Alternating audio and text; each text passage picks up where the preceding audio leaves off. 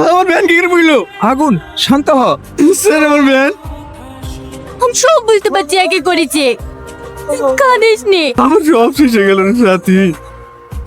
এলেন আমার চা নিয়ে আসা কেন? আমি তো তোমার সঙ্গে একটু কথা বলতে আসলাম। তো কি হয়েছে? আপনি কি আমাদের বাড়িতে প্রতিদিন আসবেন নাকি? হ্যাঁ, কেন আসলে জায়গা দেবে না বুঝি? না না, সেরকম কিছু না। তোমার চা কোথায়? আমার ভালো লাগছে না, শুধু আপনার জন্য করেছি। তুমি এখনো মন খারাপ করে আছো?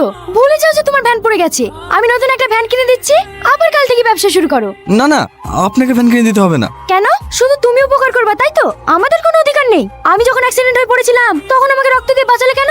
আজ আমার বন্ধু বিপদে পড়েছে আর আমি এইটুকু উপকার করতে পারবো না? কিন্তু আমি তোমার কোনো কিন্তু শুনতে চাই না। আমি কালকে গাড়ি নিয়ে এসে দিচ্ছি, তুমি আবার নতুন করে ব্যবসা শুরু করো, ঠিক আছে?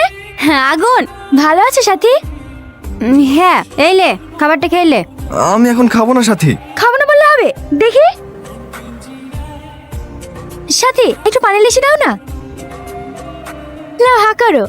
আমি খাবো না। এবার কিন্তু বেশি বেশি হয়ে যাচ্ছে। লাও হা করো। ভাগ্য ভালো খেতে শুরু করলা, না হলে বাচ্চাদের মতো গাল টিপে টিপে খাওয়াতাম। খাওয়া গেলে টিফিনটা বাড়িতে দিয়ে আসিস। সাথী সাথী